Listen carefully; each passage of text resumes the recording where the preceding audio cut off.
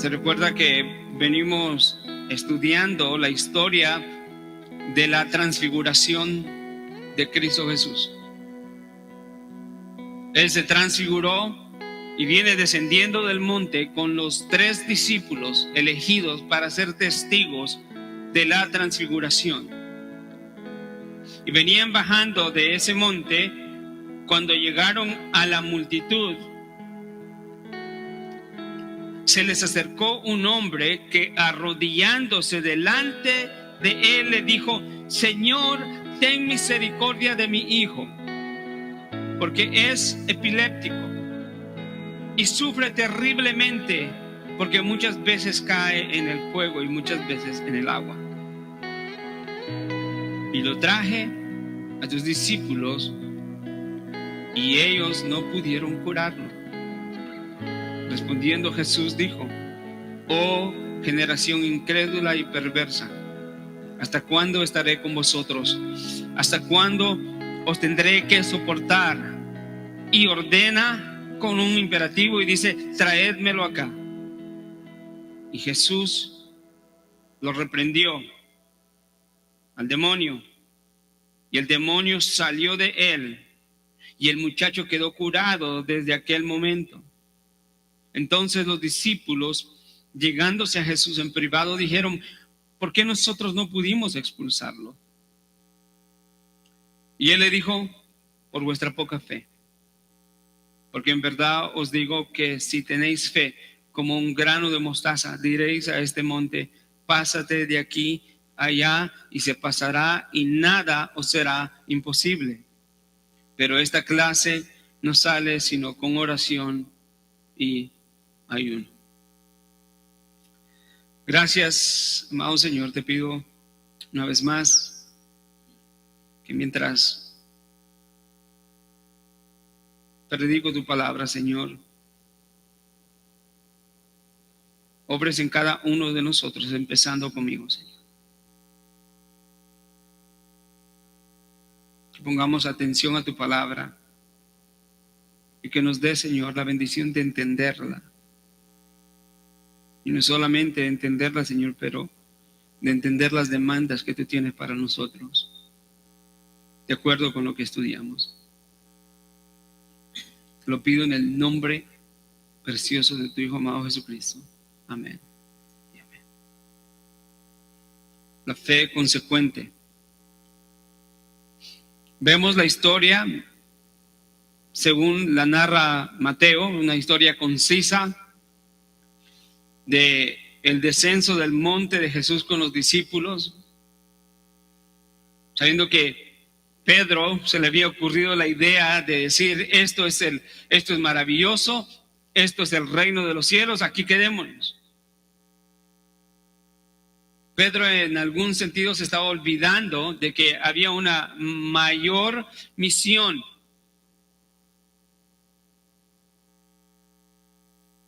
Pedro dijo: lo he alcanzado.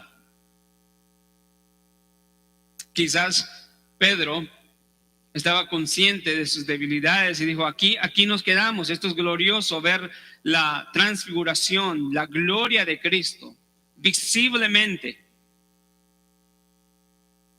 ¿Quién no hubiera tenido la misma petición? ¿Sabe que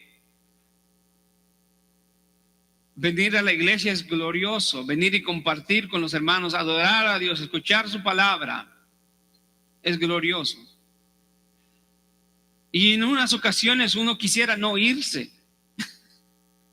quisiera quedarse, quisiera que el domingo de escuela bíblica y de adoración fuera eterno. Algún día lo será. Pero nosotros nos sentimos tan gozosos viniendo y compartiendo acá con la palabra, y no quisiéramos irnos. Sentimos como que esta es nuestra montaña, este es nuestro monte. Aquí es donde el Señor nos habla.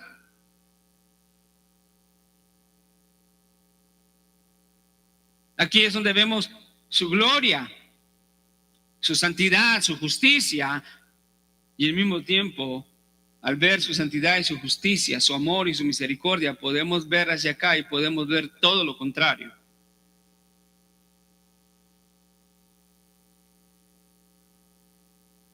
Imagínense lo que le pasó a los 3 discípulos viendo la gloria de Cristo.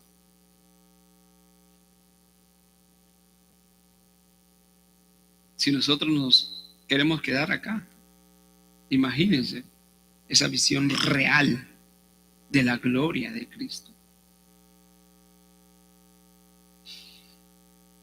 Pero tenían que bajar los 3 discípulos con Jesús a un mundo quebrantado. Y es exactamente lo que encontraron. A un hombre desesperado. Los otros evangelios dicen que acercándose a Jesús, le gritaba pidiendo misericordia para su hijo, que estaba endemoniado.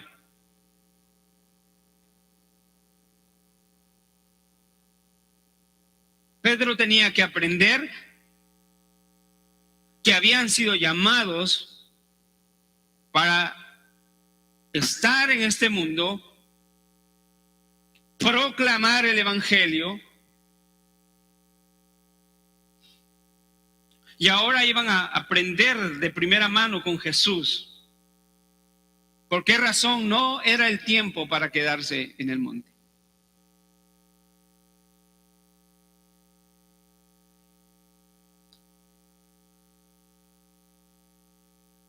Mateo hace una narración bien concisa, pero los otros evangelios dan más detalles de lo grave que era la situación. En primer lugar, habían falsos discípulos siguiendo a Jesús por multitudes. Los líderes judíos, escribas y fariseos, con su incredulidad, cuestionando a los 9 discípulos que no habían tenido el privilegio de subir al monte para ser testigos de la transfiguración. Y en medio de eso llega la necesidad de este padre desesperado porque su hijo estaba endemoniado. Incredulidad en esa escena, soberbia, religiosidad, pecado, desviación. Pero nos debe de llamar la atención cómo este hombre llegó a Jesús arrodillándose. Que este hombre se arrodillara delante de Jesús no solamente muestra reverencia, posiblemente adoración, como lo hemos visto en el caso del centurión,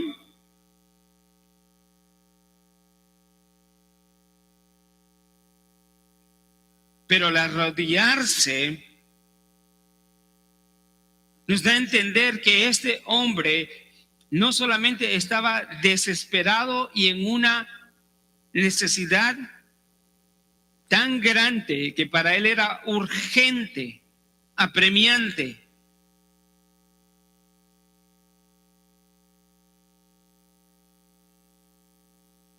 Llegó implorando, pero también llegó reconociendo delante de quién se estaba arrodillando. Mateo nos dice que él le dijo: ten misericordia de mi hijo porque es epiléptico. Más adelante en el texto vemos que la epilepsia era un resultado real de la posesión demoníaca.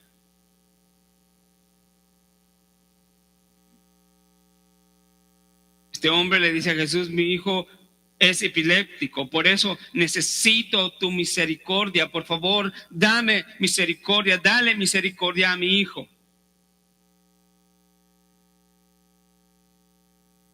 Y añade, porque él sufre terriblemente, porque muchas veces cae en el fuego y muchas veces en el agua. Vaya conmigo a Marcos 9.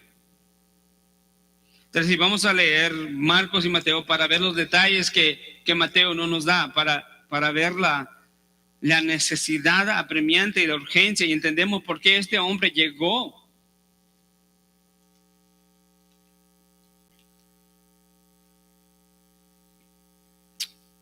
Pidiendo misericordia.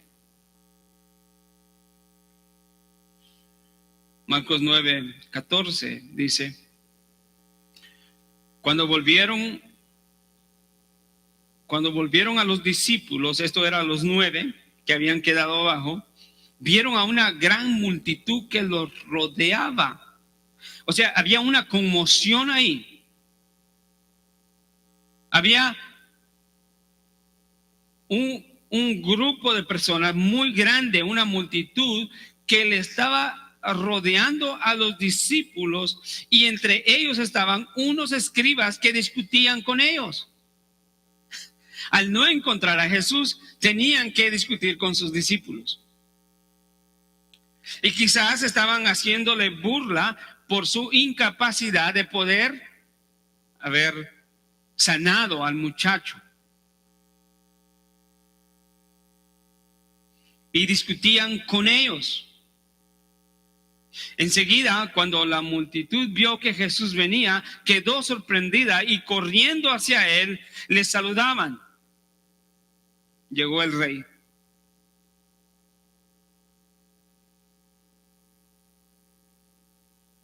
Qué contraste.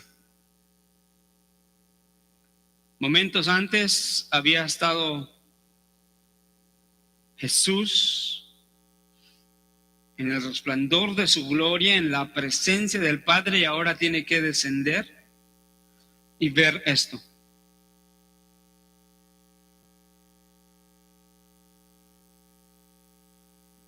Sin embargo, la gente lo ve, se sorprende, lo saludaban, y él les pregunta: ¿qué discuten con ellos? Y uno de la multitud respondió: Maestro, este es el padre de Mateo, le traje a mi hijo que tiene un espíritu inmundo, y siempre que se apodera de él, escuche, lo derriba y echa espumarajos, cruje los dientes y se va consumiendo. Y dije a tus discípulos que lo expulsaran, pero ellos no pudieron.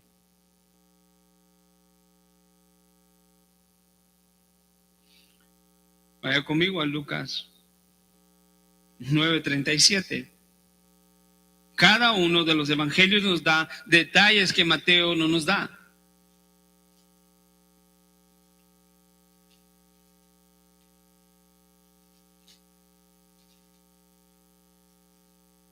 Versículo 37 dice: Y aconteció que el día siguiente, cuando bajaron del monte, una gran multitud le salió al encuentro, y he aquí un hombre de la multitud. Escuche, Lucas aquí nos da otro detalle que no nos da ni Mateo ni Marcos, y dice: gritó diciendo: Maestro, te suplico que veas a mi hijo, pues es el único que tengo. Wow. Y le explica en el verso 39, le dice: y sucede que un espíritu se apodera de él, y de repente da gritos, y el espíritu lo hace caer con convulsiones, echando espumarajos, mayugándole. A duras penas se aparta de él, o lo dejaba tranquilo. Entonces rogué a tus discípulos que lo echaran fuera, y no pudieron. Ahora podemos ver y entender la gran necesidad de este padre. ¿Y por qué llegó a Jesús suplicándole y arrodillándose, buscando misericordia, buscando sanidad para su hijo?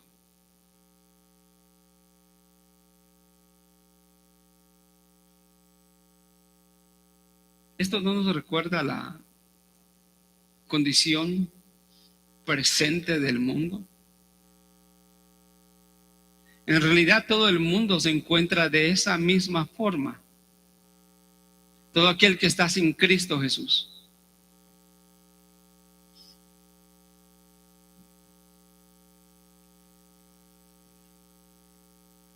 Hay un sentido en lo que este texto nos habla de la condición presente de todos aquellos que no viven en fe, que no han reconocido a Jesucristo como su Señor y Salvador.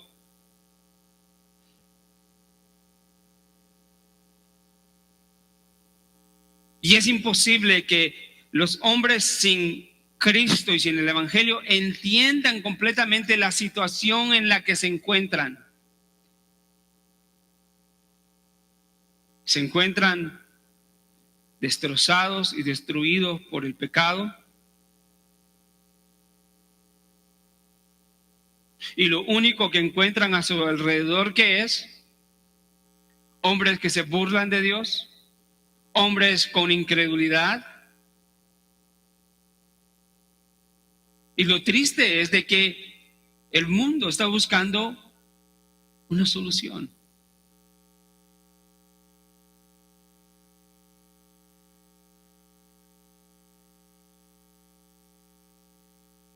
La condición y el estado presente del mundo, hermanos, demandan que la iglesia sea consecuente, que la iglesia sea influyente, como nos mostraba la parábola de la cizaña y la parábola de la levadura. En esas parábolas entendíamos que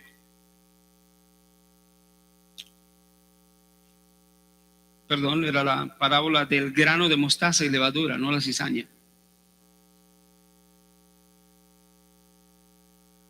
En la parábola del grano de mostaza, la idea es que una semilla de mostaza es plantada en un jardín, en una era, en un terreno, y progresivamente crece hasta ocupar y popular todo el terreno abundantemente. Y lo que aprendíamos en esa parábola era no solamente el poder, pero el objetivo influyente de la iglesia en este mundo. Y hablábamos de la levadura, cómo la levadura, poniéndola en medio de masa, contamina, ¿sí? O leuda toda la masa, desde adentro para afuera. Y eso nos daba una imagen preciosa de que la iglesia está en el mundo, pero estando en el mundo, de adentro para afuera, puede tener su influencia a través de la proclamación del Evangelio. Y al pensar en la condición presente y el estado presente del mundo, destruido por el pecado, Dios ha puesto una iglesia, no para que se esconda, no para que huya, no para que se contamine con el mundo, sino para que sea una iglesia con una fe consecuente, para que sea una iglesia influyente.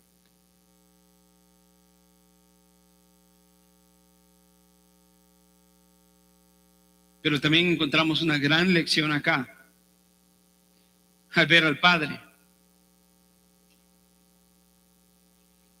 Porque si bien es cierto que hoy en día Satanás no está posesionando demoníacamente a los hombres y a los jóvenes, Satanás sí ha logrado aprisionar a un gran número de jóvenes en nuestra sociedad.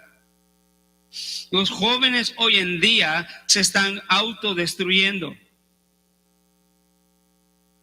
Los jóvenes hoy no tienen sabiduría porque no acuden a la palabra de Dios. Los jóvenes hoy toman decisiones que atentan en contra de su vida en vez de que los apunten a la vida eterna. Y equivocadamente los padres podemos pensar que porque no vemos a nuestros hijos con convulsiones, tirándose en el fuego, cayendo, espumarando, que todo está bien.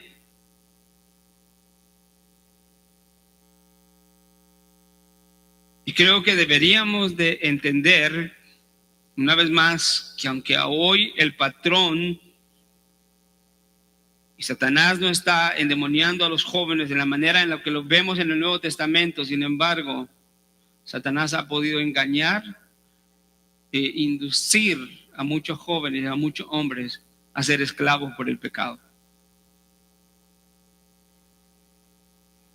Y si nos ponemos a pensar, la consecuencia de eso es terrible, porque no solamente es temporal, sino es eterna.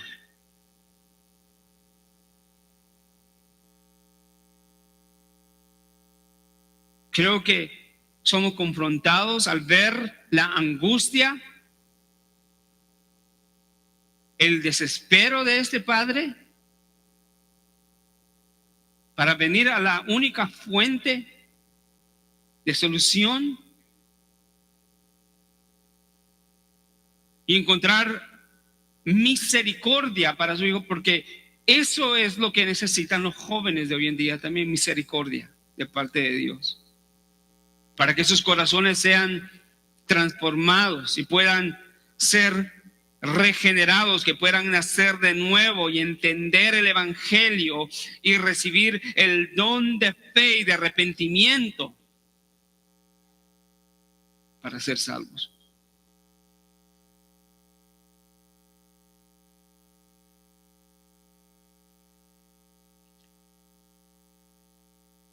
Y quizás la forma en la que Satanás hoy en día está engañando a hombres y a jóvenes es más letal que una posesión demoníaca. ¿Sabe por qué? Porque delante de los ojos de los padres y de las madres nos engaña pensando que todo está bien cuando todo está mal. Cada uno de nosotros como padres deberíamos de tomar un ejemplo, amados hermanos. Y como este padre, llegar con oraciones y súplicas a nuestro gran Dios, para quien no hay nada imposible, para que tenga misericordia de cada uno de nuestros hijos.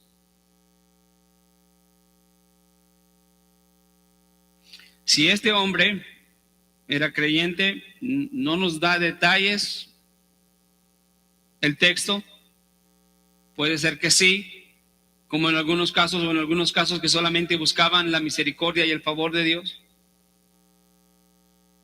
Pero lo que sí nos debe de confrontar es que si no era creyente, aún no siendo creyente, tenía el amor suficiente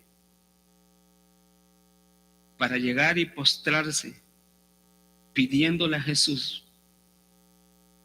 misericordia por su hijo. ¿Cuánto más los creyentes que tienen la verdad y entienden la bendición del evangelio glorioso de Cristo Jesús y también entienden las consecuencias de ignorar y rechazar el evangelio? Hermanos, si tenemos hijos no creyentes, deberíamos estar orando desesperadamente por ellos, para que el Señor haga su obra.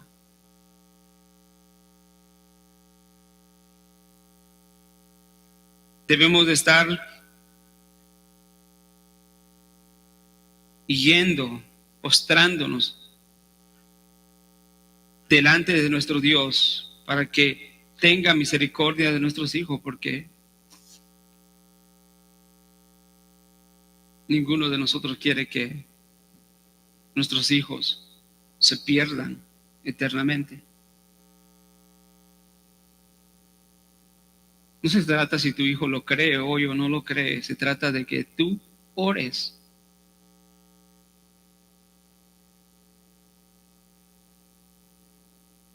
Y el Señor, en su soberanía y en su obra perfecta que solamente le pertenece a Él, y si en su voluntad está despertarlos de la muerte espiritual y traerlos a la vida eterna, Él lo hará.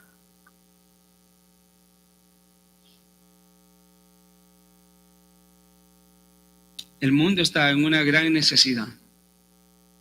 Está en un estado de depravación en la cual el pecado produce efectos. Hoy en día, separación de familias, drogadicción, incredulidad, homosexualismo, rebeldía, ingratitud, soberbia, falta de amor, desobedientes.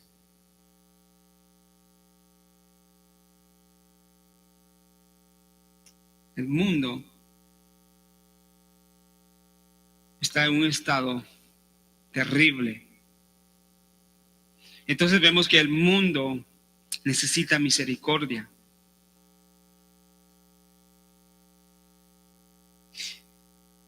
Pero luego encontramos la incredulidad, versículo 17.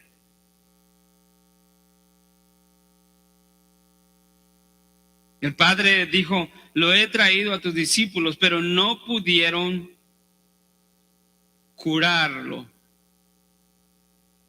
El versículo 16 era eso. Y Jesús responde, oh generación incrédula y perversa, ¿hasta cuándo estaré con vosotros? ¿Hasta cuándo tendré que soportar?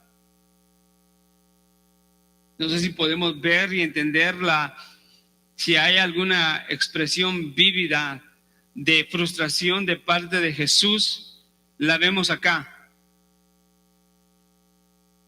Hace momentos había estado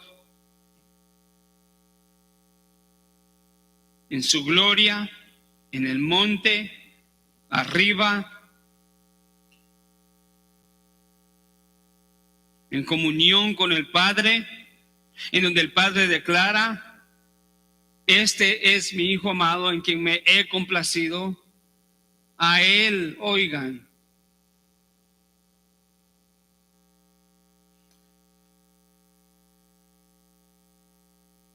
Y desciende y encuentra la condición triste y terrible del mundo. Y al escuchar al padre del muchacho que había traído al muchacho a los discípulos y que ellos habían sido incapaces de curarlo, Jesús expresó frustración y dijo, oh generación, escuche, incrédula.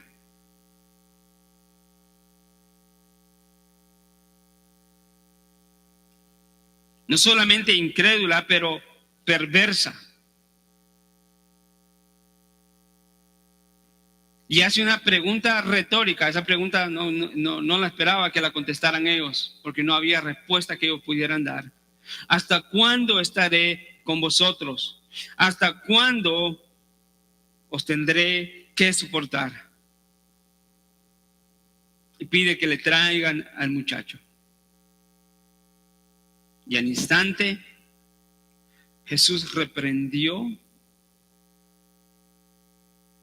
al demonio y el demonio salió del muchacho y el muchacho quedó curado desde aquel momento. Wow.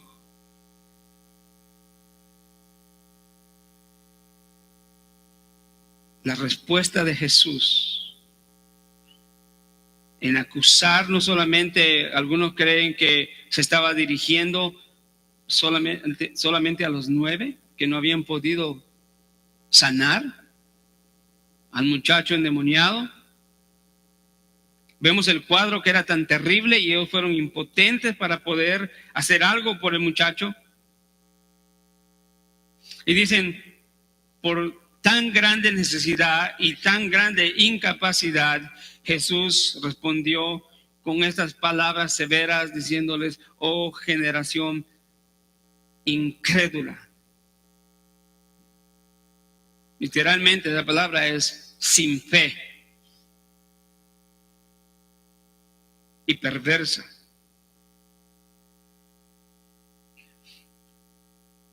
Esa palabra perversa tiene la idea acá de desviarse.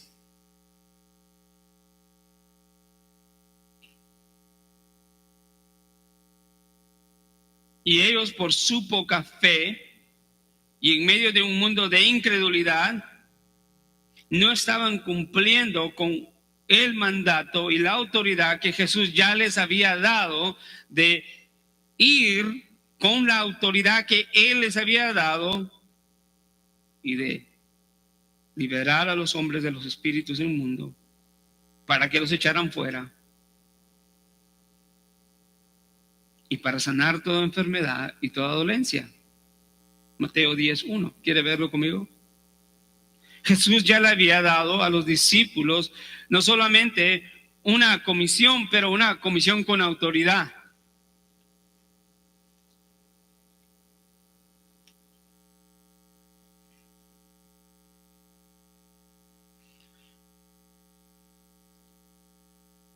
Mateo 10, donde nos habla acerca del discipulado, empieza diciendo: y entonces, llamando a sus 12 discípulos, les dio autoridad sobre los espíritus inmundos para que los echaran fuera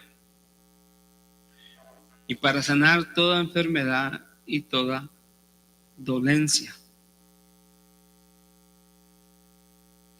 Wow. ¿Qué había pasado? Ya, de hecho, ya lo habían hecho, habían logrado, de acuerdo a Lucas, echar fuera demonios. Pero seguían siendo débiles.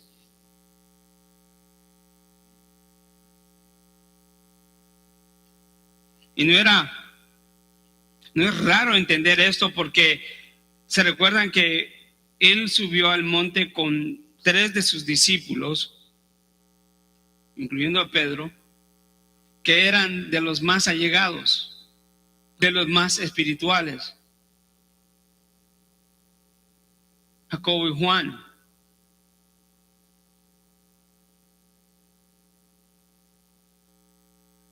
Y vemos que de los más espirituales y de los más allegados a Él, a uno de ellos, por sus debilidades y por sus faltas, le dijo: apártate o quítate de delante de mí, Satanás, porque me eres tropiezo.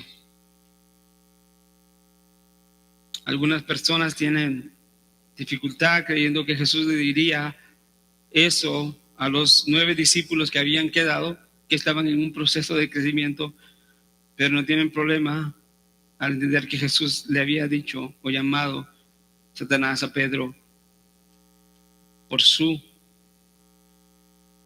pecado de impedir o querer impedir que él fuera a la cruz.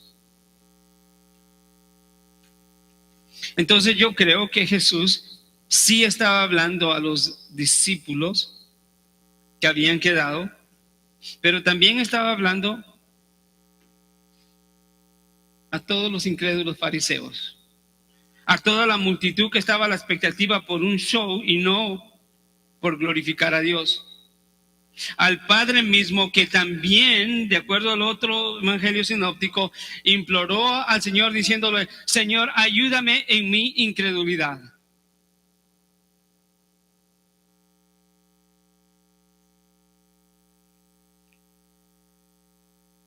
Ellos tenían la comisión y la autoridad para que tuvieran una fe consecuente en este mundo, no en su poder, sino en la autoridad que Cristo les había dado. Y qué maravilloso ejemplo para nosotros como iglesia.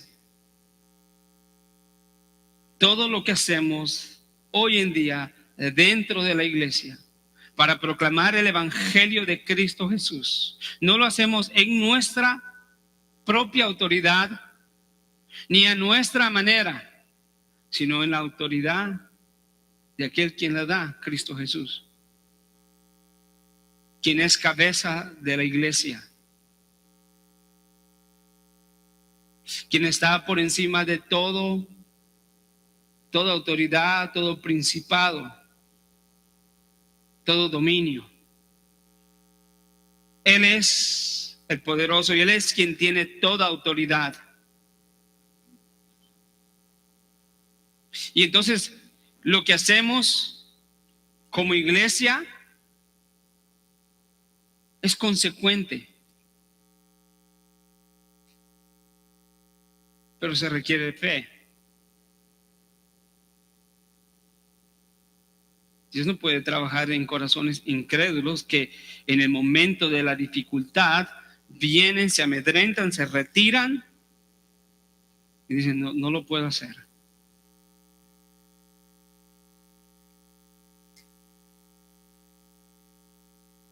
Hoy el Señor no nos está mandando a sacar fuera demonios,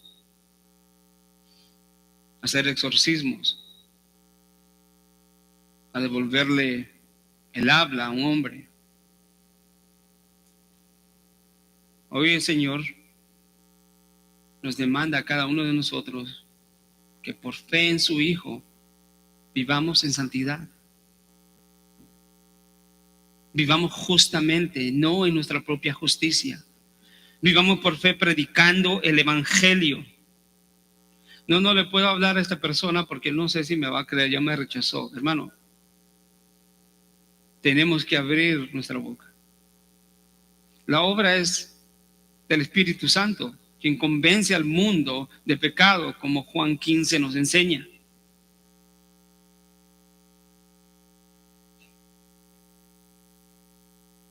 Pero no es cierto que hoy en día nos encontramos con muchos creyentes que forman parte de la iglesia, que debido a su desviación y su desenfoque en la persona de Cristo y su evangelio y en lo que Él nos ha dado como autoridad, se recuerda que nos habló Mateo 16 acerca de la verdad preciosa del poder y la autoridad que se le ha dado a la iglesia,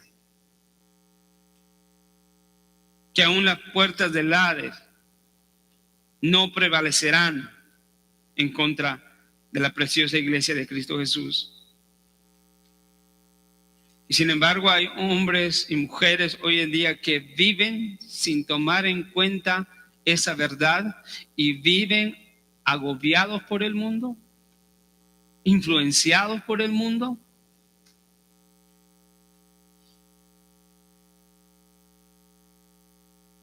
Asustados por el mundo.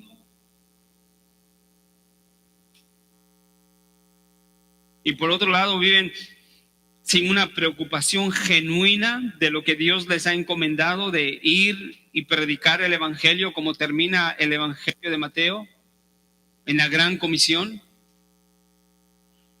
con una falta de amor, una falta de compasión, una falta de empatía por aquellos que sufren, una falta de compasión por aquellos que se condenan al infierno sin Cristo Jesús. Eso también es un efecto de una fe inconsecuente.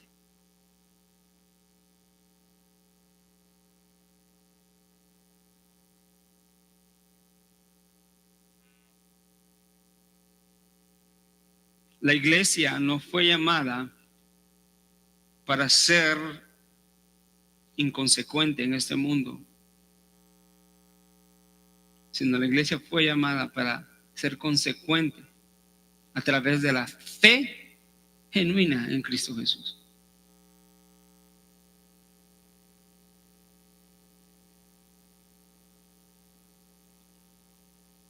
Y esto también, hermanos, versículos 17 y 18 nos revela una gran verdad. Dos verdades, perdón.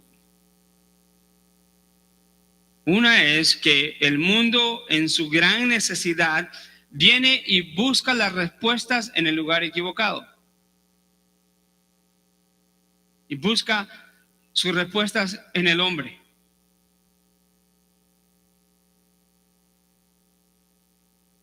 Y como los discípulos, así cada hombre y cada mujer hoy en día será incapaz de poder suplir la necesidad tan grande, la cual vemos que es el resultado de la condición y el estado presente del mundo que está sin Cristo.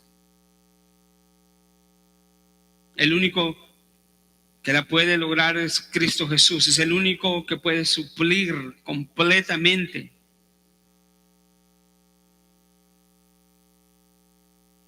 Él llamando, dice una orden en el versículo 17, al final, tráiganlo acá y escuche, y Jesús reprendió al demonio y el demonio salió del muchacho y quedó curado desde aquel momento.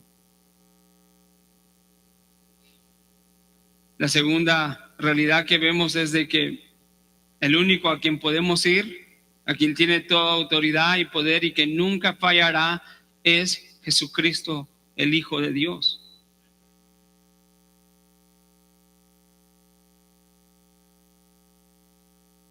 No confíen mucho en los hombres, hermanos.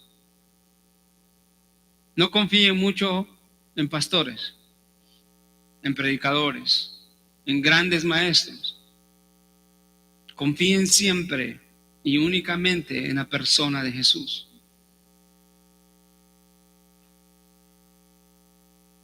Los hombres van a fallar y los hombres van a caer, como hemos visto trágicamente en estas últimas semanas. Algo inimaginable. La caída de un gran hombre de Dios.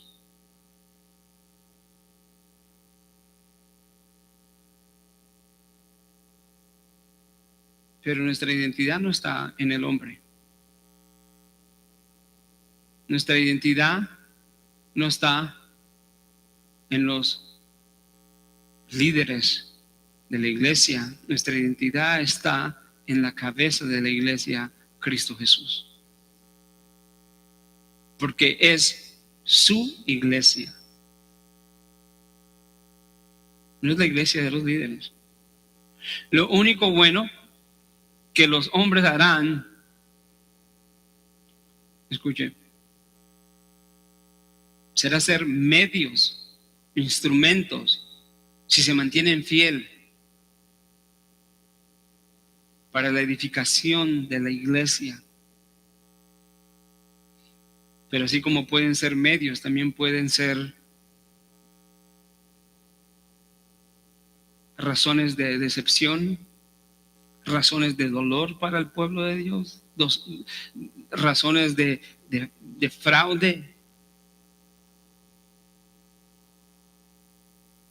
Y muchas veces escuchamos historia tras historia y podemos ver el impacto negativo y consecuente de líderes responsables que no están cumpliendo con el mandato que Dios les ha dado. Y dañan personas, dañan iglesias, dañan individuos, manchan el evangelio y la reputación de Cristo. Y la única razón porque las personas que han sido objetos a esa decepción están hoy en día en la iglesia es puramente por la gracia y misericordia de Dios. Hermanos, y tristemente hay más engaño y decepción afuera que la verdad de la palabra de Dios.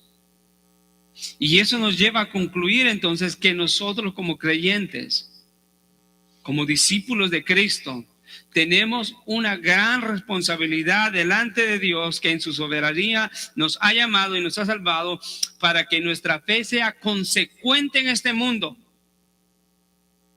y tenga un efecto real y activo. ¿De qué manera? Predicando su palabra,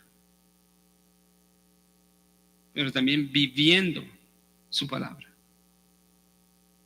teniendo fe en su palabra. Los seres humanos somos buenísimos para contemplar ideas abstractas que nunca tienen un efecto en el mundo real.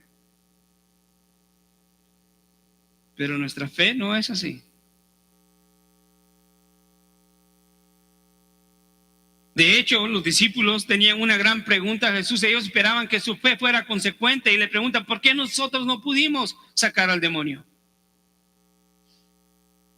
Lo que quiere decir de que ellos esperaban haber tenido la posibilidad. De hecho, lo habían hecho ya.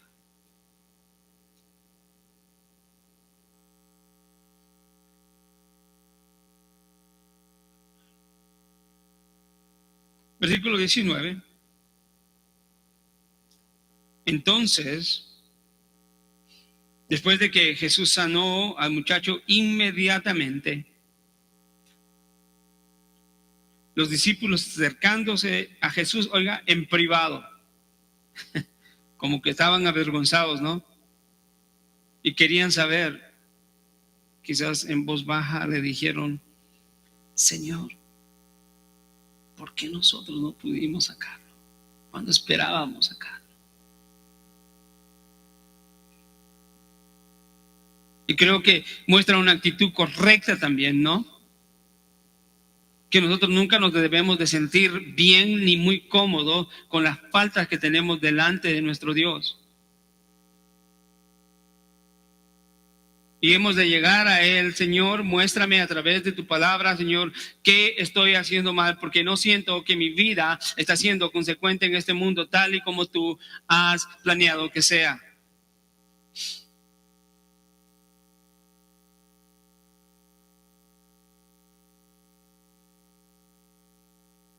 Señor, he dejado de orar. Señor, ya no estoy buscando la santificación como debo de buscarla. Señor, el mundo, los amigos me están atrayendo.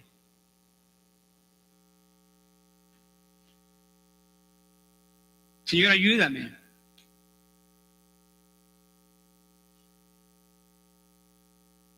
Señor, dime si, ¿qué es el problema?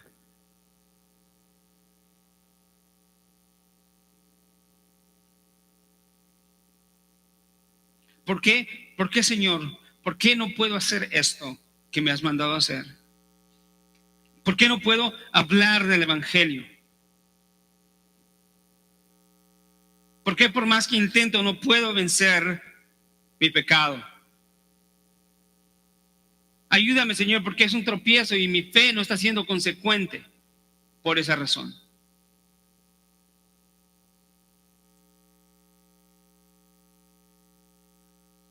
Jesús le da respuesta a los discípulos y le dice que la razón por la que ellos no habían podido echar fuera el demonio era por su poca fe.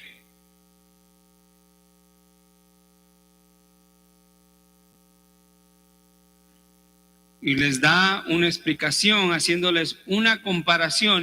Y tenemos que entender este texto porque es importante. Y les dice, por vuestra poca fe, porque en verdad os digo, escuche esta comparación o un símil, si tenéis fe como un grano de mostaza, diréis a este monte, pásate de aquí allá, y se pasará, y nada os será imposible. Y termina, pero esta clase no sale sino con oración y ayuno, de acuerdo a Mateo. La última palabra, ayuno, no se encuentra en los mejores manuscritos originales, tampoco se encuentra en los otros evangelios. Y se cree que fue una añadición. De hecho, el versículo 21 no aparece en los otros, en los escritos más antiguos, pero sí aparece en Marcos, pero no tiene la última palabra y con ayuno.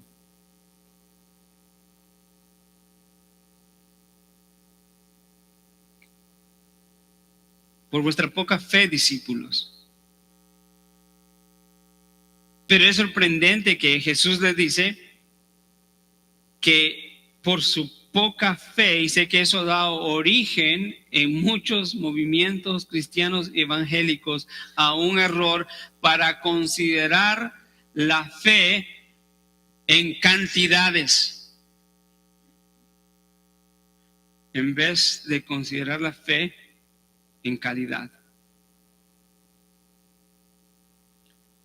Y de hecho, no se trata de cantidad de fe, porque si no, entonces Jesús no les hubiera dicho que si tuvieran fe como un grano de mostaza, que es un grano muy pequeño. Decirle, tienen poca fe, pero deben de tener fe tan pequeña, más pequeña que poco.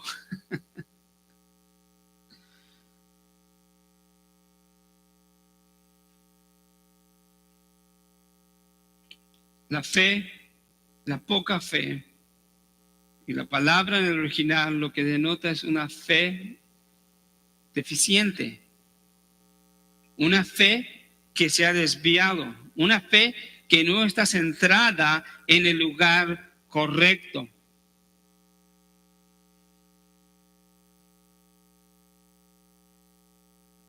No se trata de una cantidad de fe como de hombres y mujeres súper espirituales. En una ocasión, en una iglesia, se daba un evento evangelístico en donde habían llevado a un sanador y el sanador pidió que la gente que necesitaba sanidad se fuera al frente de la banca. Llegó un hombre con silla de ruedas, en silla de ruedas, y llegó una anciana como de 90 años con un bastón, y el hombre pretendía sanarlos. Y la anciana no podía caminar sin el bastón y el hombre no podía levantarse de la silla. Y después de orar por 20 minutos por cada uno y de dar una serie de gritos, ni el hombre se levantó, ni la anciana caminó sin su bastón. Y la respuesta de ese hombre fue, Dios no obra porque ustedes no tienen fe. Esa es una mala interpretación de este texto.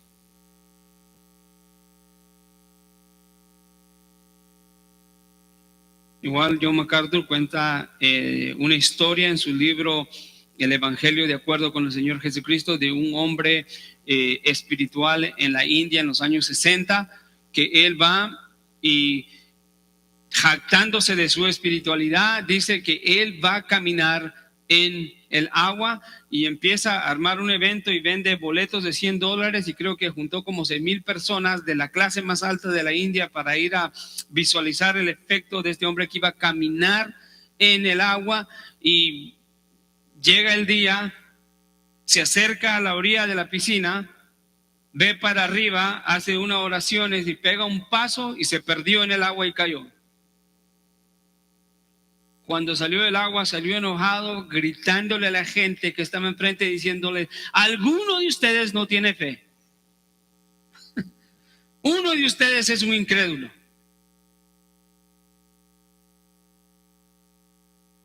Es triste la clase de abusos y de malas interpretaciones que se dan acerca de lo que nuestro Señor Jesucristo dejó escrito acá. Poca fe no es una fe menos espiritual o en cantidad menor.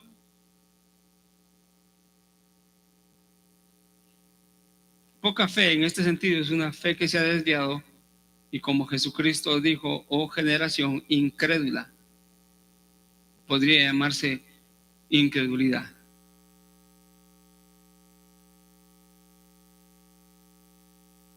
Y de hecho, si pensamos en hecho, concuerda muy bien con lo que Jesús dice. Por esa fe deficiente o fe que no tienen, porque si en verdad yo les digo que si tuvieran fe tan pequeña, tan pequeña, tan pequeña como un grano de mostaza, le dirían a este monte, pásate de aquí para allá, y el monte se pasaría.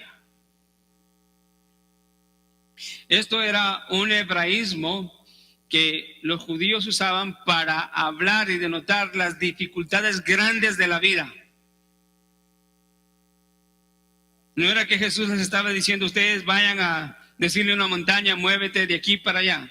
Simple y sencillamente era una frase hebrea que usaban para denotar la imposibilidad o la magnitud de los problemas que afrentan los hombres. Y nosotros nos relacionamos con eso porque lo hemos dicho, ¿no? Lo usamos. Mi problema es tan grande como una montaña, queriendo decir que no lo podemos superar.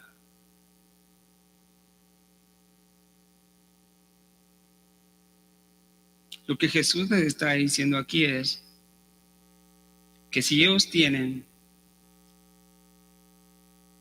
una fe verdadera y en el lugar correcto, su fe les hará que todo sea posible. Todo aquello que ellos consideran posible. No es una fórmula para obtener todo aquello que yo quiero, ¿no? Una casa de 3 pisos, $1 millón en la cuenta del banco. No, sino todo aquello que está en conformidad a la voluntad de Dios. Pero entonces, ¿qué es una fe así? ¿Qué nos habla esta analogía de la fe como un grano de mostaza? Bueno, si recordamos la parábola del grano de mostaza, hablando del reino de los cielos, el reino de los cielos empezó pequeño con la iglesia y va creciendo. La semilla de mostaza se distingue por eso, que es una semilla no la más pequeña, pero es una de las más pequeñas que cuando se siembra, crece, aumenta. Y la fe del creyente, una fe verdadera, entonces una fe consecuente, es una fe que persevera. Una fe que crece día a día a través y a pesar de las circunstancias, amados hermanos. Esa es una fe como un grano de mostaza, que quizás empieza pequeña, pero que a través de las dificultades y de las necesidades que nos apuntan a depender de Cristo Jesús, esa fe va creciendo como un grano de mostaza.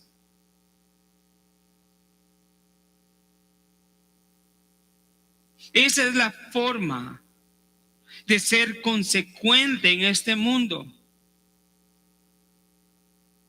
Una fe que persevera en su esperanza, que es Cristo Jesús, quien trae la solución.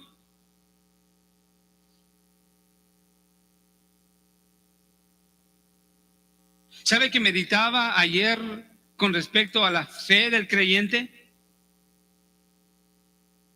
Y nuestra fe es consecuente y tiene un efecto, escuche, hasta para después de la vida.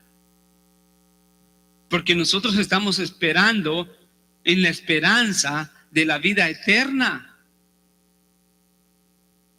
Y no estamos ahí para verlo, mas sin embargo tenemos fe que eso es verdad y que vendrá.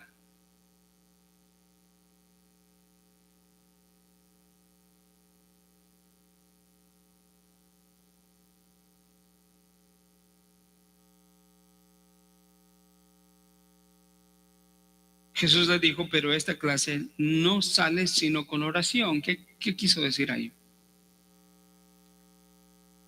Lo que Jesús enseñó ahí es de que ningún problema para los hijos de Dios será imposible cuando tienen una dependencia total de Dios, y lo demuestra la comunión a través de la oración. Hacer lo contrario, amados hermanos, es depender de nosotros y fallar como fallaron los discípulos. Y de verdad que es trágico pensar que fallamos regular y ampliamente en una dependencia total de Cristo. Muchas veces queremos nosotros trabajar y poner un poco de lo nuestro. Y por eso no vemos ningún resultado, por eso nuestra fe es inconsecuente. Pero cuando tenemos una fe como un grano de mostaza, escucha, que no solamente persevera a pesar de los problemas, a pesar de las tentaciones, a pesar de las dificultades, a pesar de la duda. Cuando hacemos eso, estamos dependiendo total y únicamente de Cristo Jesús. Y cuando dependemos totalmente de Él, y nuestra fe va creciendo diariamente, nuestra fe es una fe firme, nuestra fe es una fe constante. Nuestra fe no es una fe invariable, que cuando tengo problemas ya no quiero ir a la iglesia y me olvido de Cristo. Nuestra fe no es una fe inconstante, que hoy estoy en la iglesia y mañana en el mundo. Nuestra fe es una fe firme que permanece a pesar de la tentación. Nuestra fe es una fe decidida, porque verdaderamente tenemos una convicción en Cristo Jesús. Esa es una fe que va creciendo como el grano de mostaza, una fe firme, una fe constante, invariable, decidida, una fe, en otras palabras, puesta en el lugar correcto, en la persona correcta de Cristo Jesús.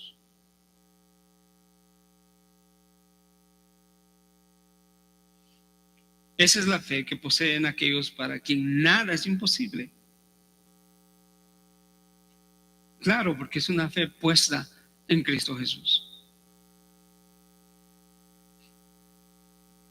Concluyo con esto, y un ejemplo de lo que es una fe consecuente y que tiene esperanza de cosas que aún no se han recibido. Vaya conmigo a Hebreos 11.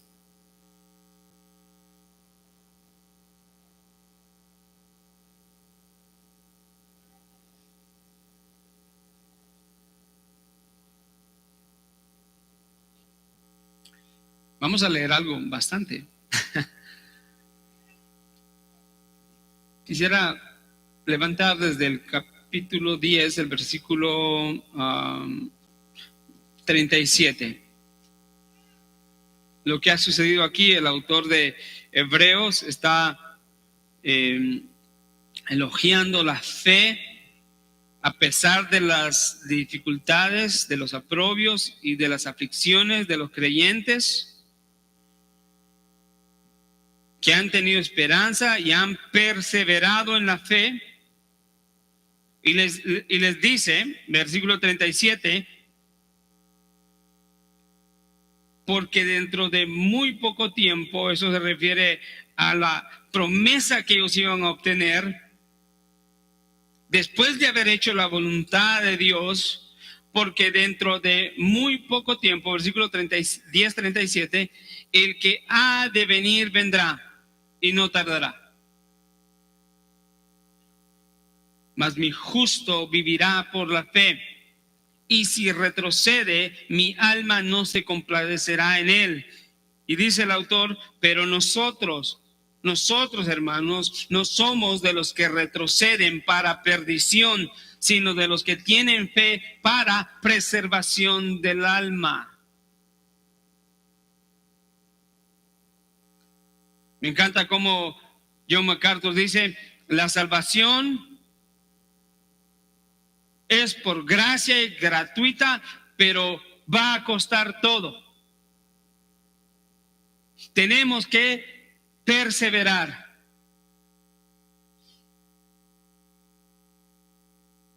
Ahora leamos los versículos del capítulo 11 y nos empieza a dar estos ejemplos de hombres de fe. Ahora bien, dice, la fe es la certeza de lo que se espera, la convicción de lo que no se ve. En primer lugar, la palabra certeza quiere decir conocimiento completo.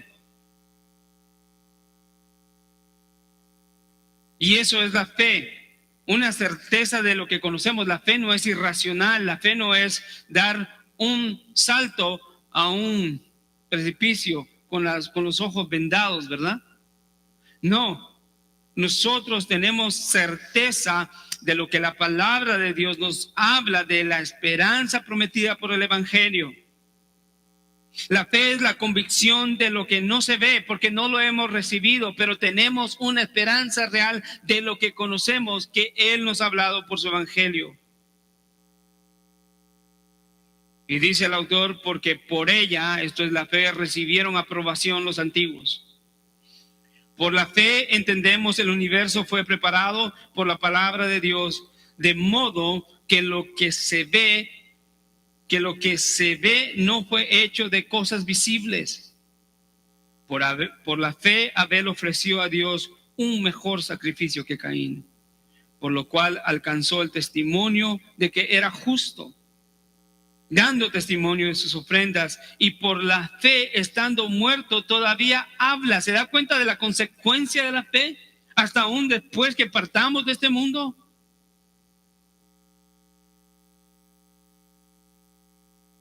Versículo 5, por la fe Enoc fue trasladado al cielo para que no viera muerte, y no fue hallado, porque Dios lo trasladó, porque antes de ser trasladado recibió testimonio de haber agradado a Dios. Escuche, esto era imposible humanamente hablando. Enoc fue trasladado y no vio la muerte. Imposible. ¿Por qué? Porque para Dios no hay nada imposible. ¿Cómo lo lograron estos hombres? Por la fe. Versículo 6, y sin fe es imposible agradar a Dios, porque es necesario que el que se acerca a Dios crea que existe y que es remunerador de los que le buscan. Por la fe Noé, siendo advertido por Dios acerca de las cosas que aún no se veían, ¿sí?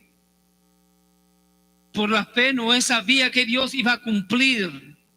Y aunque no lo veía, muchos no creyeron, pero eso es el mundo. Pero los hijos de Dios, aunque no lo vean hoy, debemos de imitar la fe de Noé,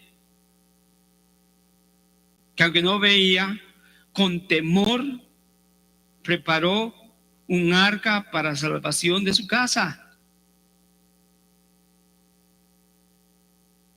Qué palabra más hermosa para incluir en este sermón.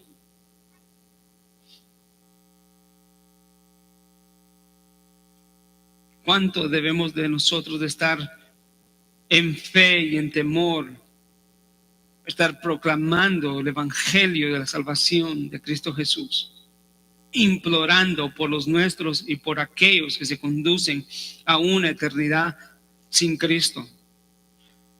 Versículo 8, por la fe Abraham, al ser llamado, obedeció, saliendo para un lugar que había de recibir como herencia. La palabra y la frase es, ¿lo había recibido? No, un lugar que había de recibir.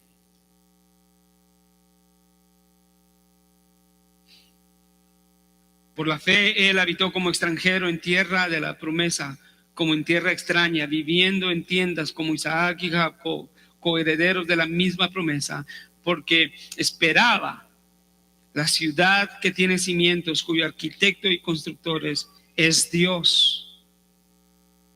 ¿Sí? Allí apunta la fe verdadera, la fe que persevera.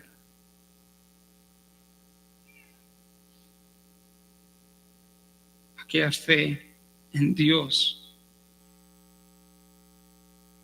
Él es el arquitecto y el constructor de todas las promesas que se cumplirán para sus hijos. Aún así, hoy no la vean. También por la fe Sara misma recibió fuerza, escucha este imposible, para concebir, aún pasada ya la edad propicia, pues consideró fiel al que lo había prometido. 12, por lo cual también nació de uno, y este casi muerto con respecto a esto, una descendencia como las estrellas del cielo, el número innumerable como la arena que está en la orilla del mar. Un imposible que de una mujer de edad avanzada que ya no esperaba tener hijo, pero por fe lo creyó, dice Hebreo. ¿Y el resultado cuál fue? Una descendencia como las estrellas del cielo. Qué hipérbole, ¿verdad? Para darnos a entender la magnitud de la fidelidad de las promesas de Dios para aquellos que esperan en Él.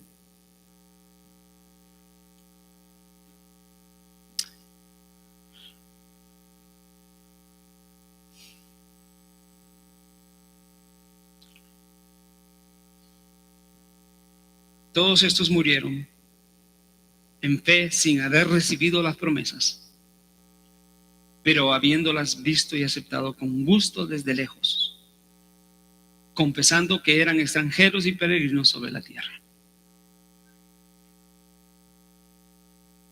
Termina el autor de Hebreos más adelante declarando que pudiera seguir dando una lista interminable de ejemplos.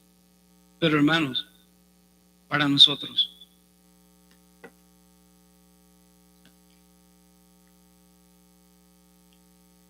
Jesucristo salvó una iglesia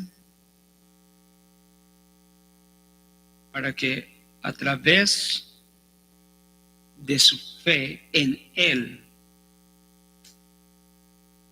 sea una iglesia con una fe consecuente,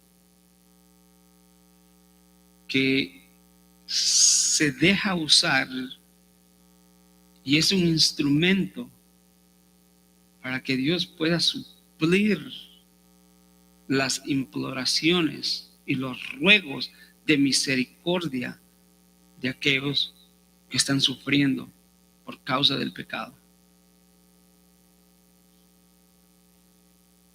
Que al igual que los discípulos no seamos inconsecuentes cuando vemos la magnitud del problema o del trabajo y de la labor, sino que mantengamos en mente que no es nuestra obra, es la obra de Dios. Y lo que a nosotros nos toca es ser fieles, porque es imposible, sin fe es imposible agradar a Dios. Porque todo aquel que se acerca a Dios es necesario que crea que le hay. Es una convicción. Y por último, la fe tiene que ser una fe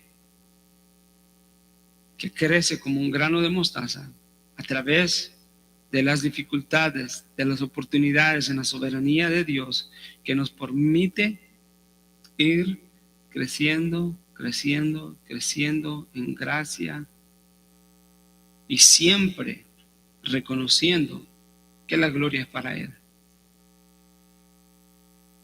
que siempre estamos fundamentados en Él. No es una fe en nosotros mismos. No es una fe en el poder que tenemos, sino es una fe en autoridad, como leíamos, que Él nos ha dado como su iglesia. En la autoridad de Él, en la autoridad de su palabra. Damos gracias al Señor. Padre amado, te damos gracias, Señor, por este día. Ayúdanos, Señor, como iglesia, a tener una fe, Señor, real y consecuente en este mundo. Si hemos de ser instrumentos de tus manos, necesitamos, Señor, ser hombres y mujeres de fe.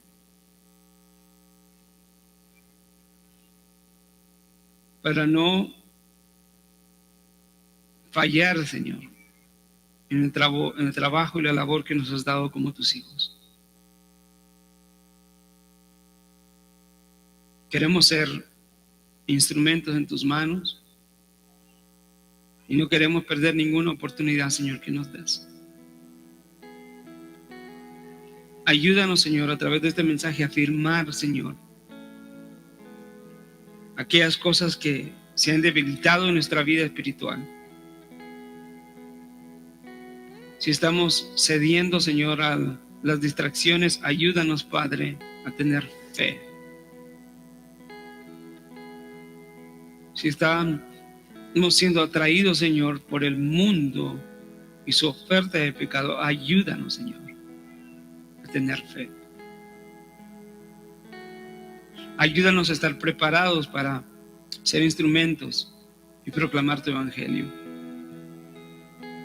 Ayúdanos, Señor, a que nuestra fe crezca como un grano de mostaza. Lo queremos hacer a través de la comunión de tu palabra, la oración, Señor, y nuestra santificación.